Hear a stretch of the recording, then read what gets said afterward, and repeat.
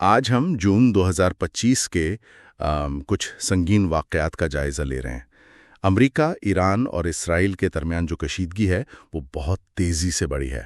ہمارے پاس ایک رپورٹ ہے جولائی 2025 امریکہ، ایران اور اسرائیل تنازع کے عنوان سے۔ اس کے کچھ حصے ہیں ہمارے پاس۔ تو آج کوشش یہ ہے کہ ان ذرائع سے جو اہم باتیں ہیں، جو گہری معلومات ہیں، وہ نکالی جائیں تاکہ سمجھ سکیں کہ یہ صورتحال کتنی پیچیدہ ہے۔ تو شروع کرتے ہیں۔ رپورٹ کہتی ہے کہ یہ سارا معاملہ شروع ہوا جب اسرائیل نے ایران کی جوہری اور فوجی تنصیبات پر بڑے حملے کیے۔ تو ظاہر ہے ایران کا رد عمل تو آنا تھا۔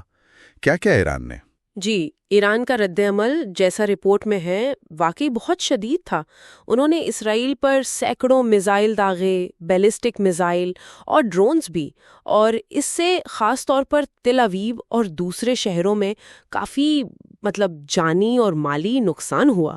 لیکن بات یہی نہیں رکی، ہے نا؟ بالکل، وہیں پھر امریکہ شامل ہوا۔ رپورٹ میں ایک نام ہے آپریشن مڈ نائٹ ہیمر۔ یہ کیا تھا؟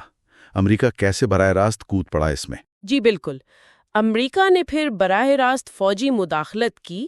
یہ جو آپریشن مڈ نائٹ ہیمر تھا، اس کے تحت امریکی فورسز نے ایران کی 3 آپ کہہ لیں کلیدی جوہری تنصیبات کو نشانہ بنایا۔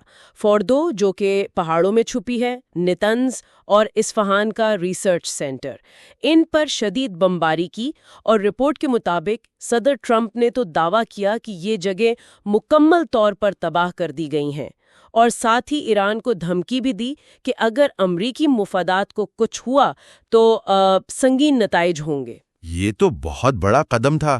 امریکہ نے اس کا جواز کیا دیا؟ اتنی جلدی براہ راست حملہ؟ دیکھیں، سرکاری طور پر تو جواز یہی تھا کہ ایران جو جوہری پروگرام چلا رہا ہے، اس سے جو خطرہ ہے اس کو ختم کرنا ہے۔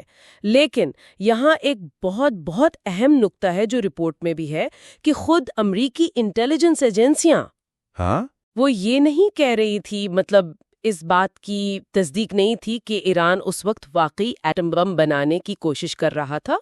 اور یہ جو یک طرفہ ایکشن تھا امریکہ کا، وہ بھی بظاہر کانگریس کی منظوری کے بغیر۔ اس پر واشنگٹن میں کافی بحث چھڑ گئی کہ یہ قانونی بھی ہے یا نہیں۔ صحیح۔ تو امریکہ کے ان حملوں کے بعد ایران نے کیا کیا؟ ظاہر صورتحال تو اور بگڑ گئی ہوگی۔ جی بالکل، ایران نے فوراً مزید میزائل فائر کیے اسرائیل کی طرف۔ رپورٹ میں ایرانی وزیر خارجہ عباس عراقچی، ان کا بیان بھی ہے۔ اچھا۔ انہوں نے کہا کہ یہ امریکی حملے بین الاقوامی قانون کی کھلی خلاف ورزی ہیں، اور دھمکی دی کہ اس کے دیر پا نتائج ہوں گے، اور یہ بھی کہا کہ ایران جواب دینے کے لیے تمام آپشنز کھلے رکھتا ہے۔ اور پھر ایران کے جو اتحادی ہیں جیسے یمن میں ہوتی، انہوں نے بھی ایران کی حمایت کا اعلان کر دیا۔ تو خطرہ بڑھ گیا کہ یہ جنگ پورے خطے میں نہ پھیل جائے۔ اور ان سب جوابی حملوں میں عام لوگوں کا کیا بنا؟ جانی نقصان کتنا ہوا؟ اس بارے میں ذرائع کیا بتاتے ہیں؟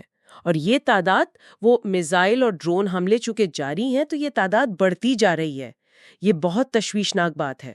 یہ تو واقعی بہت خوفناک ہے۔ تو کیا کوئی امید ہے؟ کوئی سفارتی کوشش، کوئی بات چیت کا راستہ نکل رہا ہے صورتحال سے؟ فی الحال تو رپورٹ کے مطابق سفارتکاری کے امکانات بہت کم نظر آتے ہیں، بالکل نہ ہونے کے برابر۔ دونوں طرف سے دھمکیاں چل رہی ہیں، سخت بیانات آ رہے ہیں۔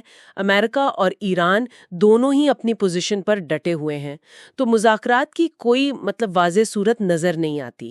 اقوام متحدہ اور باقی دنیا کوشش تو کر رہی ہے کہ کشیدگی کم ہو، کوئی بڑی علاقائی جنگ نہ چھڑ جائے، لیکن زمینی حقائق کچھ اور ہیں۔ جی، زمینی حقائق مشکل لگ رہے ہیں، اعتماد بالکل نہیں ہے، اور فوجی کارروائیوں پر زیادہ زور ہے۔